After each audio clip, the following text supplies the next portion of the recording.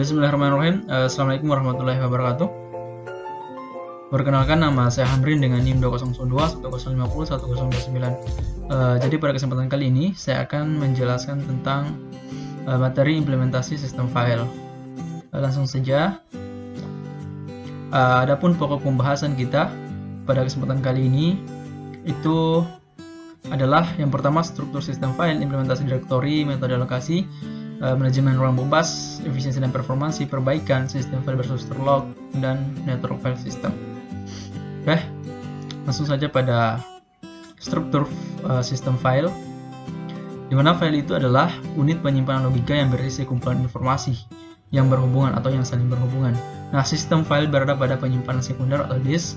Sistem file diorganisasi ke dalam layar-layar seperti pada gambar ini, aplikasi, program, sistem, dan seterusnya.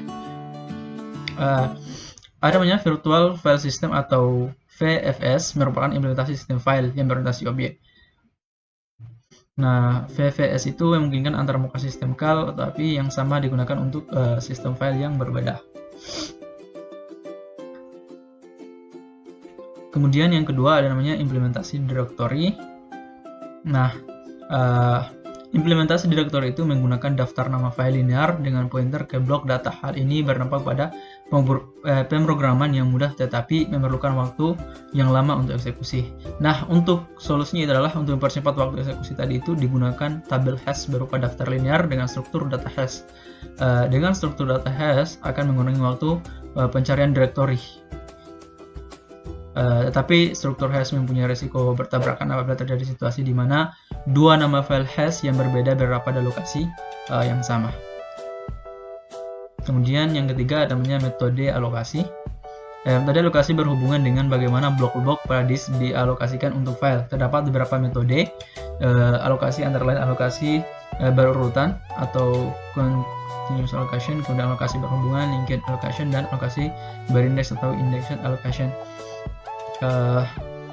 Pertama, alokasi berurutan atau continuous allocation. Kemudian pada alokasi berurutan itu setiap file menempati sekumpulan blok yang berurutan pada disk. Model ini sangat sederhana karena hanya membutuhkan lokasi awal atau blok dan panjang jumlah blok. Akses pada blok disk itu dilakukan secara random dan memakan banyak ruang. Permasalahan dan terus allocation. Nah, gambarnya itu secara umum seperti ini. Kemudian yang kedua namanya alokasi berhubungan atau linked allocation. Pada alokasi berhubungan, setiap file adalah sebuah linked list dari blok-blok terpisah pada disk. Pada setiap blok terdapat satu pointer yang menunjuk ke blok lain. Nah, yaitu seperti ini.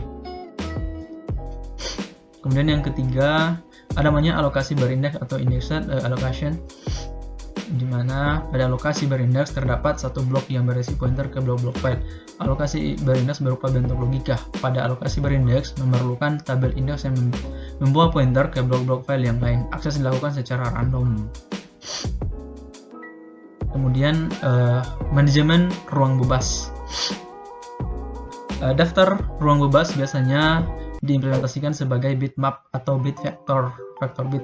Setiap blok direpresentasikan dengan 1 bit. Jika blok bebas, maka bit bernilai 1. Sebaliknya jika blok dialokasikan, maka bit itu bernilai 0. Sebagai contoh, misalnya disk dengan blok 2, 3, 4, 5, 8, 9, 10, 11, 12, 13, 17, 18, 25, 26, dan 27 bebas dan sisanya dialokasikan.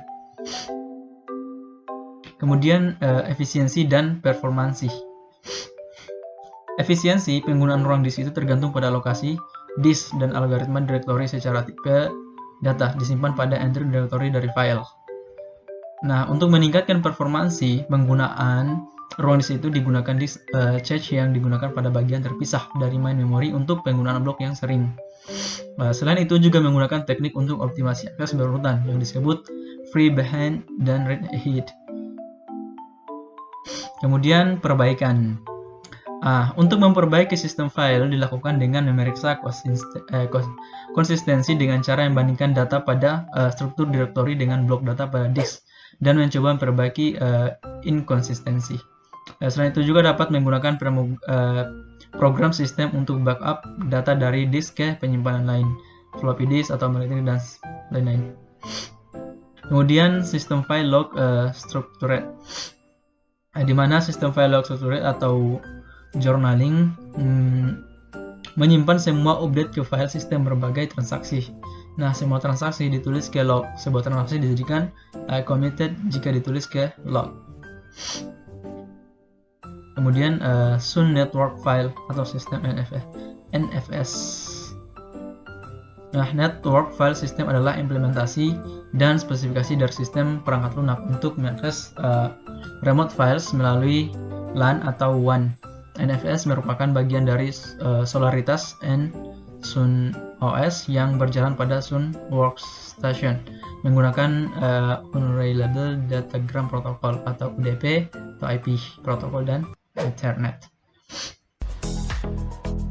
Mungkin itu yang dapat saya jelaskan secara singkat dan mungkin sedikit cepat. Saya mohon maaf. Saya ucapkan terima kasih. Saya akhiri. Wabillahi taufiq wal hidayah. Assalamualaikum warahmatullahi wabarakatuh.